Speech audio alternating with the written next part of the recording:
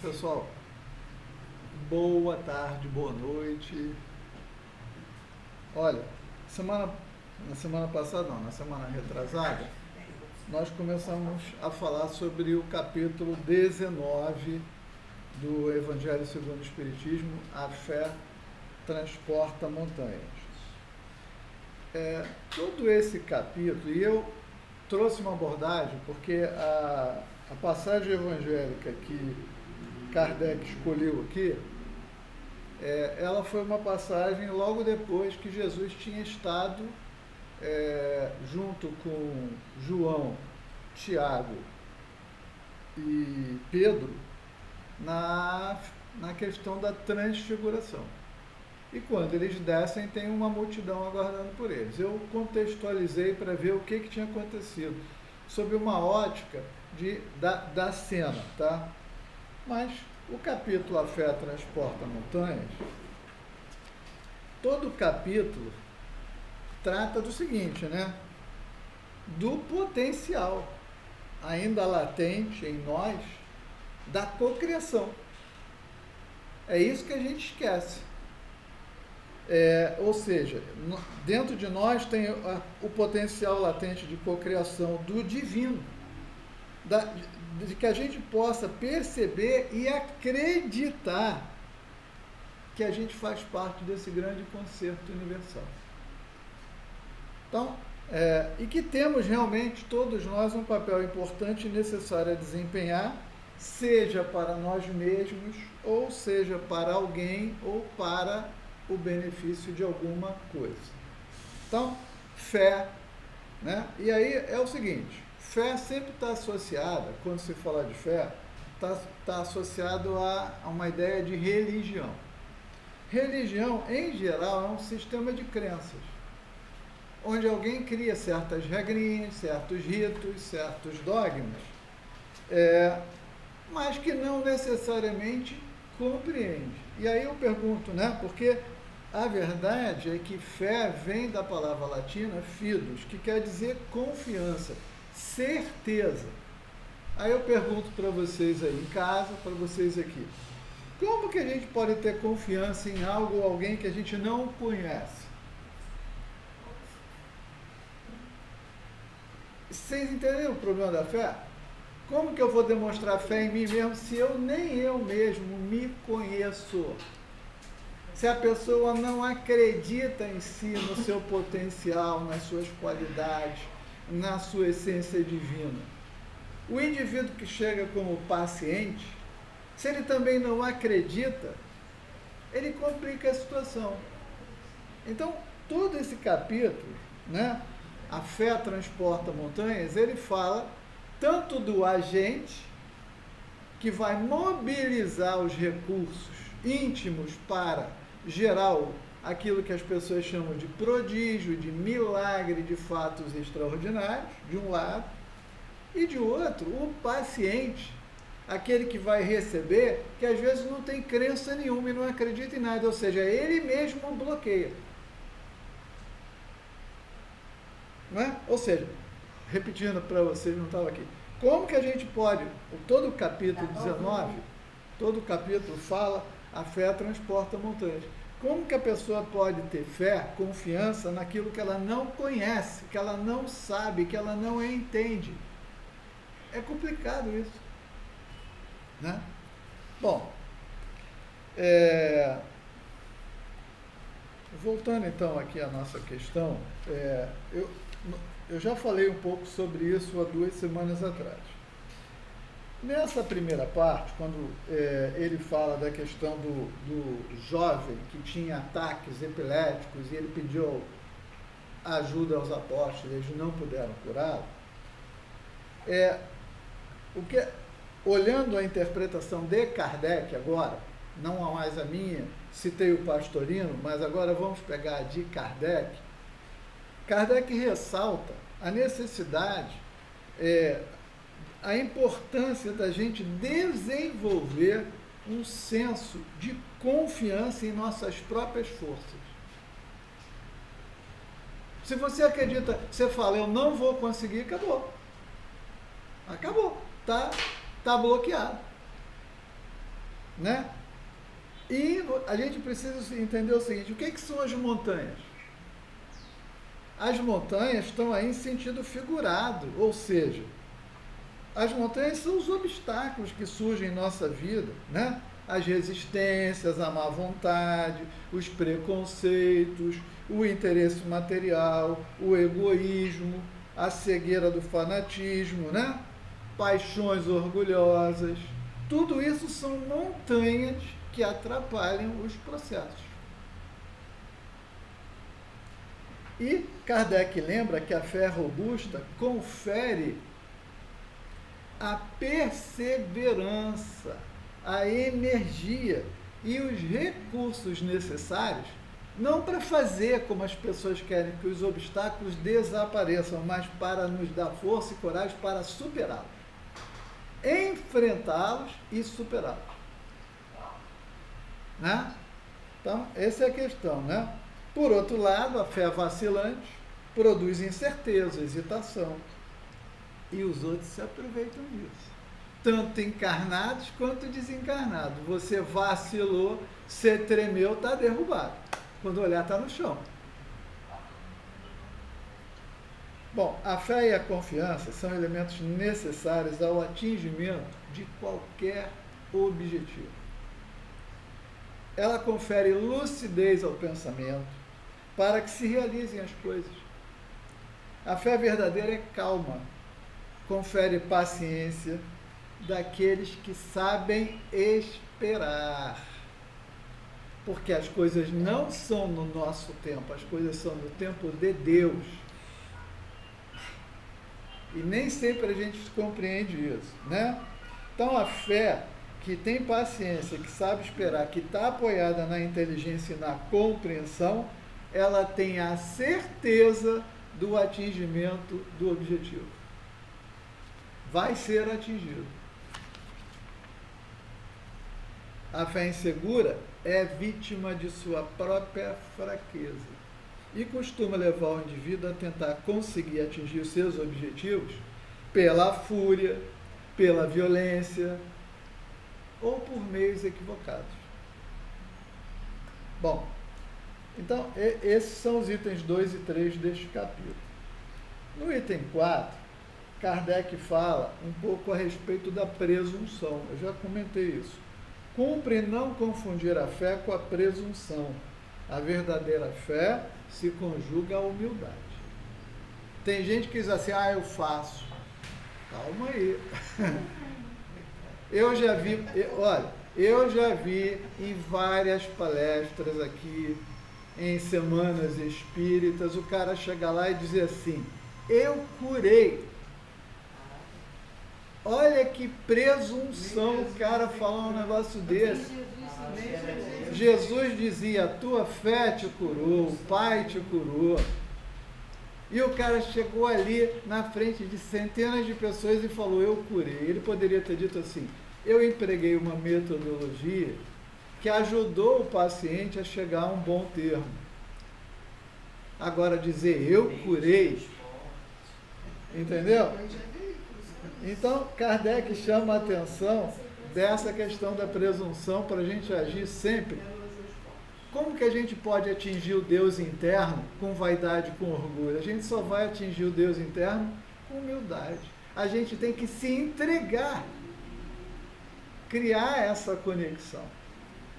E o item 5, eu falei sobre isso até no final da gravação passada, ele fala da ação magnética da fé. Por quê? O que é a ação magnética da fé? Aí a pessoa tem um poder, todos nós temos. Quando a gente associa o magnetismo, seja ele fluido animal, seja ele fluido mental, há uma fé ardente na promoção do bem, ele vai se realizar. Então, ele fala aqui a respeito da ação magnética que a gente sabe, o reiki à distância produz coisas extraordinárias. O que é? A ação magnética da pessoa, da energia, que é projetada. A cromoterapia, você projeta as cores numa pessoa, ela pode estar onde está, daqui a pouco ela harmoniza. Desde que o outro queira receber. Isso, exatamente. Muito bem. Então, já chegamos no item 5. Aí, o item 6 fala da fé religiosa. E aqui ele entra na questão da fé raciocinada e da fé cega. Eu contei isso na outra vez, até um episódio da minha mãe, que tinha uma fé cega, mas uma fé poderosa. Agora, normalmente essa fé religiosa, ela está muito mais estabelecida em dogmas. A pessoa chega, né, senta, ajoelha, levanta, ou cumpre uma série de ritos e aquilo dá a ela estrutura.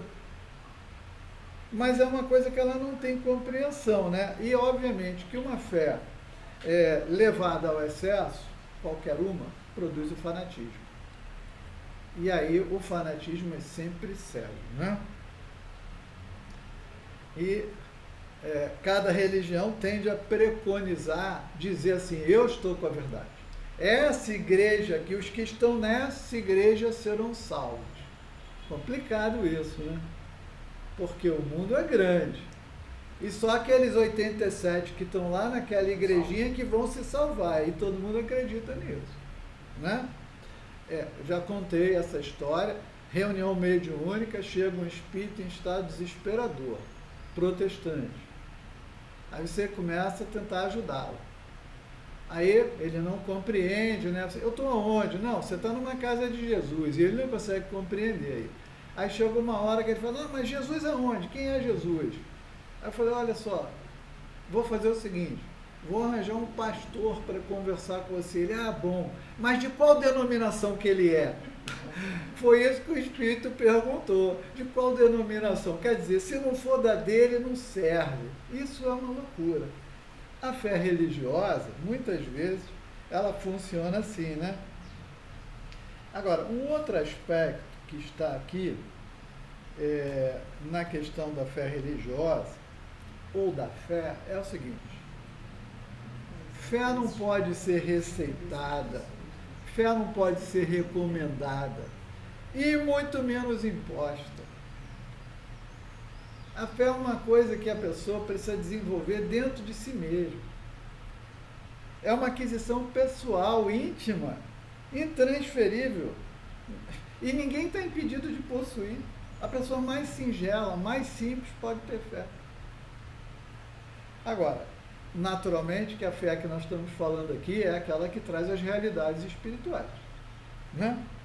E não aquelas que estão relacionadas a alguma crença em particular. Muito bem. Quanto ao item 8, né, a parábola da figueira seca,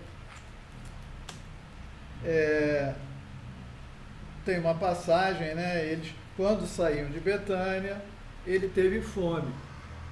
E vendo ao longe uma figueira, para ela encaminhou-se a ver se acharia alguma coisa. Tendo-se, porém, aproximado, só achou folhas, visto não ser tempo de figos. Então disse Jesus à figueira, que ninguém coma de ti fruto algum. Bom, aí a figueira secou. Essa passagem é muito mal interpretada. Primeiro, Jesus ia exigir da figueira que ela desse frutos numa época que não era a época dela dar, e pelo fato dela não ter, ele vai botar um olho gordo lá, um olho grande nela e fazer ela secar inteirinha. Isso é tudo muito ignorante, interpretar essa passagem nesses termos, né? Jesus, em sua natureza generosa, não é razoável supor que ele tivesse qualquer arrobo de fúria, de raiva, a ponto de ficar com raiva da figueira por ela não ter frutos, na época que não é para ela ter frutos. Né? Aposto que a gente já escutou esse comentário várias vezes, todo mundo faz assim. Quer dizer, como que Jesus ia lançar uma praga para secar a figueira? Jesus era só amor, Jesus era vida. Como é que ele ia fazer uma coisa dessa? A figueira já estava morta. Ela não tinha como produzir, né? Jesus ficou frustrado que ela não tinha fruto. Ele sabia tudo, ele podia regenerar ela se ele quisesse. A energia dele, se ele chega lá e bota o dedo lá, no dia seguinte ela estava cheia de fruto, mesmo fora da estação. Se ele regenerava qualquer pessoa, em qualquer órgão, ele não faria isso no vegetal? Ninguém se dá conta das coisas que estuda ou lê, né? Ao olhar a árvore, ele percebeu que a sua extinção já estava próxima.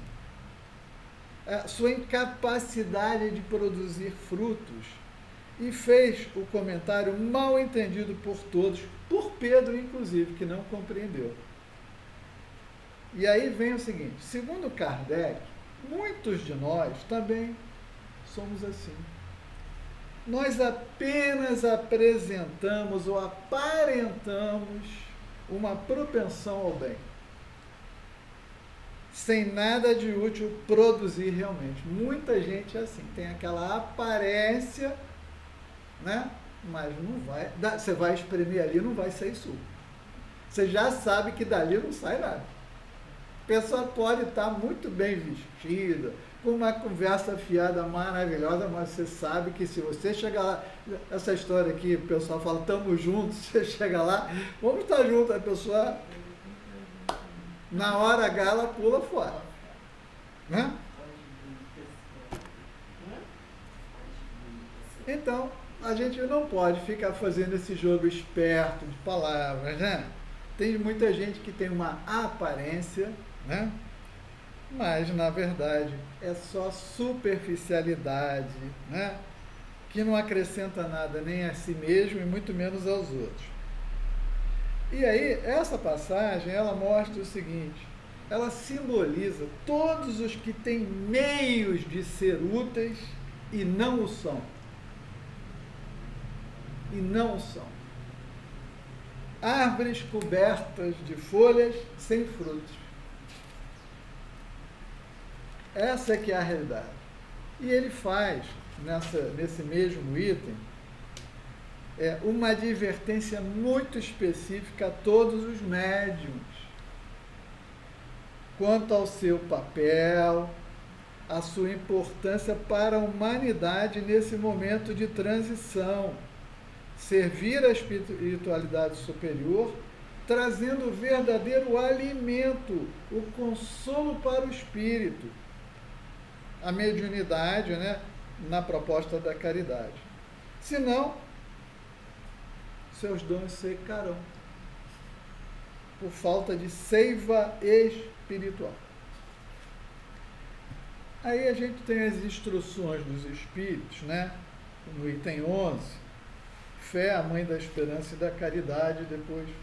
Então, a gente conhece pessoas que às vezes, desprovidas de qualquer recurso, até intelectual, financeiro, emocional, a pessoa chega, eu vou fazer isso assim, eu vou fazer um orfanato, eu vou fazer um negócio, aí todo mundo diz assim, você não vai conseguir. E a pessoa se joga lá no negócio, mas você não tem dinheiro, você não tem um lugar, você não tem um espaço, você não tem isso. A pessoa fala, eu vou fazer. Né? Dizem, né, que a Madre Teresa, quando chegou lá na Índia, os caras não aceitavam a ajuda dela. Não era a religião dela, eles achavam que não mereciam ajuda, ela teve que quebrar uma série de paradigmas, né? Superar obstáculos culturais, religiosos, né? Tem pessoas que são obstinadas. Ela diz, eu vou fazer. E aí, por isso que ele diz, fé, mãe da esperança. É a esperança de ter aquilo realizado, daquele projeto acontecer. Na cabeça dela, o projeto já tinha acontecido. Exatamente. Né? Kardec diz assim, a fé, para ser proveitosa, tem que ser ativa. A fé sincera é empolgante e contagiosa. Pregai pelo exemplo de vossas obras. Muito bem. E aí ele fala sobre a fé humana e a fé divina. E a pergunta é a seguinte: com que convicção e esclarecimento cada um de nós coloca em prática o seu próprio potencial? Essa que é a discussão. Se apenas no plano humano, isso me serve para algumas tarefas, para algumas modificações íntimas. Mas, se eu coloco isso num plano mais elevado, maior, através do magnetismo e da força que já existe em cada um de nós, desde que fomos criados, qualquer um é capaz de executar muito mais. Eventualmente, até aquilo que a ignorância chama de milagre. Então, essa era a proposta desse capítulo. A gente podia falar muito mais, mas eu acho que a gente já falou semana passada, né? Eu acho que está... Alguém quer comentar? Quero fazer um comentário. Por favor, vem aqui, fica aqui, por favor. Estou gravando aqui. Estou gravando, isso aqui vai para o YouTube. Tá bom, eu quero fazer um comentário que nesse final de semana nós fomos para o Rio para ver a apresentação de dança da minha neta Laís, de 8 anos. E assim, o motivo, né, do balé dela lá, da academia que ela frequenta, era o Mágico de Oz. E caramba, o Mágico de Oz é antigo, né? Eu sou da época, né, da Judy Garland, né, que fez, né, o Mágico de Oz, e eu tinha me esquecido dessa fábula tão antiga. Mas essa fábula, ela fala da fé e da força que está dentro da gente. E eu achei muito interessante porque eu consegui reviver esse conceito, essa história tão bonita, porque tem lá o leão, né, que a priori ele é um covarde, tem o homem de lata, enfim, e aí, né, o espantalho, que eles não creem na beleza deles, na força deles, no poder deles. E aí, caminhando com ela, procurando o mágico, quando eles chegam lá, que eles encontram o mágico é um homem qualquer. Ele não faz milagre nenhum, ele só tem aquela pompa, mas não é nada. Então, eles viram que a força está dentro deles. Então, o leão viu que ele era corajoso, mas ele tinha que achar a coragem dentro dele e assim, expressar a coragem. Então, isso vale para todos nós, né? Essa fábula do Mágico de Oz, que ela é realmente muito interessante para a gente achar, cada um do seu jeito, né? Achar essa força, essa fé, esse poder dentro de si. É isso aí, pessoal. Muito bem, então, estamos terminando, então, amanhã a gente se encontra de novo, né? No nossa palestrinha. Fiquem com Deus, pessoal do YouTube também, muita paz.